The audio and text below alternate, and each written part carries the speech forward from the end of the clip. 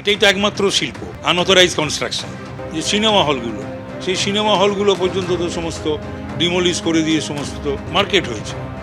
মানে আমার কলকাতা উত্তরেও আমি বলতে পারি যে এখানেও বারিংয়ে ভেরি ফিউ, কিছু কাউন্সিলর আছে, কিছু ওয়ার্ড আছে, তারা বাদ দিলে বেশ কিছু জায়গায়, বেশি জায়গাতেই এই ধরনের, মানে এটাই একমাত্র শিল্প, আনঅথরাইজ কনস্ট্রাকশন। দল বা সরকারও মেয়রকে পদত্যাগ করতে বলে না, মেয়রও পদত্যাগ করেন না। এর দায় কার? এ দায় নিয়ে পদত্যাগ করবে না? 11 জন মানুষ, 10-11 জন মানুষ মারা গেল। ভাবা যায় এটা একটা কত বড় স্ক্যাম, কত বড় দুর্নীতি, বড় আকারের।